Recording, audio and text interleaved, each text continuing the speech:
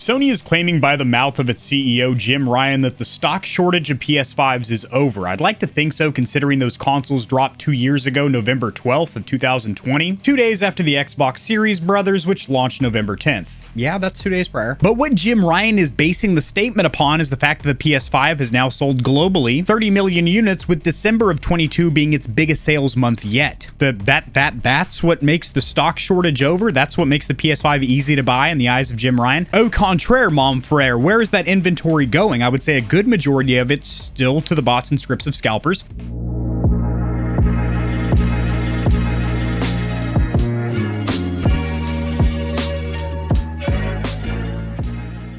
And from a real-world user, boots-on-the-ground experience, if you will, I just bought a PS5 for a family member on Christmas, and it was slightly challenging. I had to apply via Amazon, and a week later, I got an email with a link for 72 hours to purchase a PS5 at recommended MSRP retail. Granted, it was a God of War Ragnarok bundle, which is cool. Dude needs a game to play with a new console. But the fact I had to apply, they had to review my Amazon account, make sure I was a real person, which is good. That's a type of bot protection. Love to see that. Would have loved if Walmart.com did that in between crashing during the initial drops. But the fact I couldn't just stroll into Best Buy or Walmart and dust off the shelf, there wouldn't be any dust on there, but grab one of the fresh, clean boxes off the shelves in the gaming department or aisle and then check out and get the fuck out of there. The fact that's not how it works 2 years later is crazy. And yes, I get that this was unprecedented times for a console launch. We had the silicon shortage due to a pandemic of the likes we've never seen before. I get it. I'm not morose to these global factors. What is clear as day, you don't need to Windex off your glasses to see this, is that Microsoft and Sony rushed the launch of the 9th generation home consoles, that being the Series S and X and the PlayStation 5 digital and disc version, because they had a deadline to meet, not to eager gamers that were sick of their PS4 Pro and their Xbox One X, but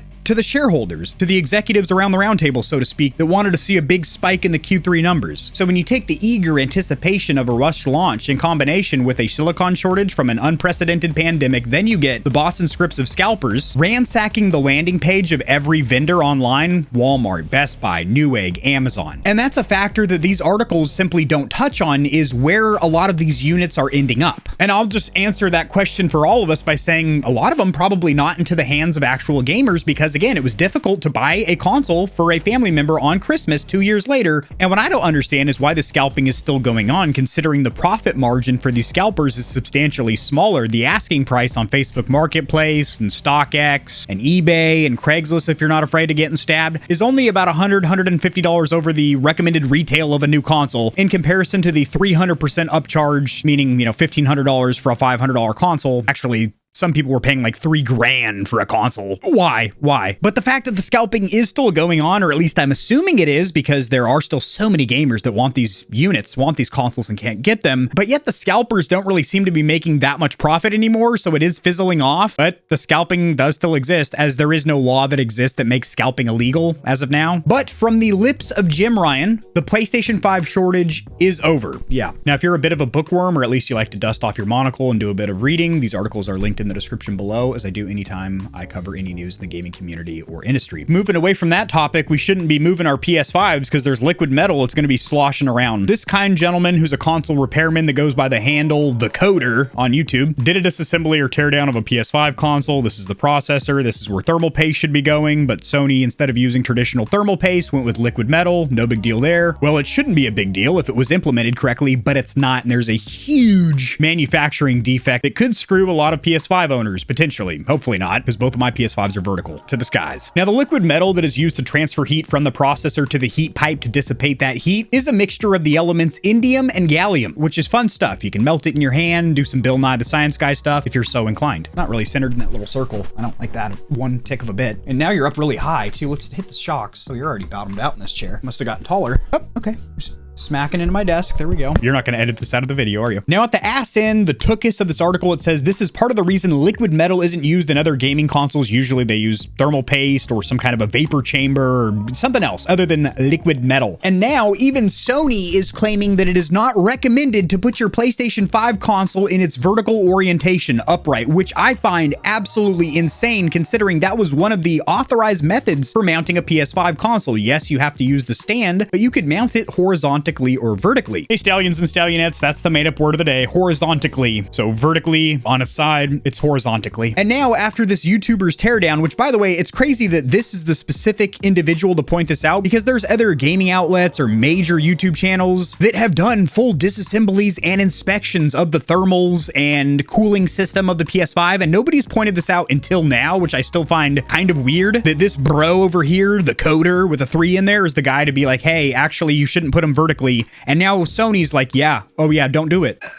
Just come over here to this article from 2 years ago when the console dropped from Polygon. All the ways you can position the PS5. Can the PS5 be vertical or horizontal? Yes, it can go either way. Much like the girl you dated back in college, it can go both ways, and it is, and it can, and it did. Until now, don't do it. It can only go one way. My personal PS5 in the living room that I've had for almost 2 years has lived its life in both horizontal, but mostly vertical orientation. Cool. The PS5 in the gamer heaven over my shoulder that lives its life connected to a capture card on this PC so it can capture gameplay footage of PS5 exclusives for reviews and stuff like that. That console has been vertical its entire life and will continue to stand upright, erect, homo erectus, on 2 feet. I'm not going to put it on its side, so we shall see. The console in the living room, I'm going to tip her on her side. Don't place the console vertically, even though in the instruction manual, which I wonder if they're going to edit or revise for the new units that are sent out, it even says you can put it vertically, which, unlike a PC, which makes sense that it should go a specific orientation because you have all your components socketed into the motherboard. You don't want like GPU sag or anything. But with a console, for God's sake, I do believe it should be able to be vertical or horizontal because people need to put them in their entertainment centers, in their furniture, their TV stands. And with the PS5 and Series X being pretty big consoles, especially the PS5, a ton of people do not have the room to put these consoles horizontally. They simply don't. So the fact that their consoles are now at risk of a premature failure because they're using a method that was authorized but now is not is just absolutely insane. And as for the console shortage, I will say it is easier to get a PS5 console because the fact I was able to apply through Amazon, get an email a week later, buy a console for $550. That's the bundle, you know, retail for a disc console plus God of War Ragnarok. And it got 2-day prime shipping to my doorstep. No issues with delivery or anything. It wasn't as difficult as it was a year, 2 years ago for sure, but I still can't just walk into Walmart into the gaming aisle and be like, oh, PS5's cool. You'll see some Xbox Series S's for sure. Those consoles are pretty readily available, and those aren't bad consoles. They are a next-gen experience. I've touched on it previously. They do have an SSD, so you have lightning fast load times, and you are still targeting 120 FPS, even though it's upscaled 1440p, not 4K like the Series X and PS5. Not a bad console. It is underpowered, anemic in the graphics department for sure. Draw distances will be tapered back, graphical settings, stuff like that. It is a next-gen console for sure, and those are quite readily available. You can purchase them like you would a normal console. But I have yet to just walk in and see a PS5 winking me in the face saying, buy me, except for at the Navy Exchange, which is how I was able to luckily stumble upon my first PS5 almost 2 years ago, because it was limited access on a military installation, no online order or anything. You have to walk in and buy it. It just happened. I walked in, they got a big old stack of PS5s there, just on my lunch break, going in there to maybe get a Subway sandwich, look at some TVs and some headsets, and the little lady that works behind the counter says, honey,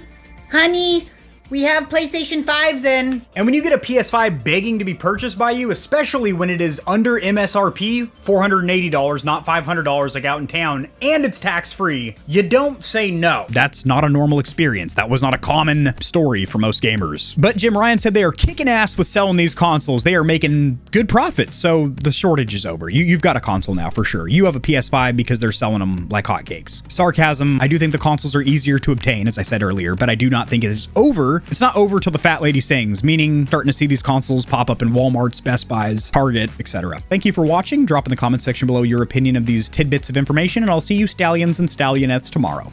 Peace. If you enjoyed the video, liking it helps it to get seen by more gamers. This information will reach and assist them as well, which in turn helps me grow this little channel, which I do greatly appreciate. Subscribe for more content like this. I cover news in the gaming community and industry, tutorials helping you get set up streaming and YouTubing, as well as honest gaming product reviews, keyboards, mice, headsets, controllers, mics, chairs, etc. There are some hefty exclusive discount codes found only in the description of my videos and only for the audience here at Gamer Heaven. I have links to all my other platforms and socials in the description below. To get in touch with myself and the Stallions and Stallionettes of Gamer Heaven, join the community Discord, and check me out at twitch.tv where I go live every other leap year on a blue moon if it falls into an odd calendar number, and my pH balance is on point. Just kidding. Starting June, I'm going to be live streaming a lot. Thanks for watching. This has been AK40 Kevin hosting Gamer Heaven, and I'll see you tomorrow because I upload daily. All the time. 60% of the time. Sometimes. Most of the time. Peace.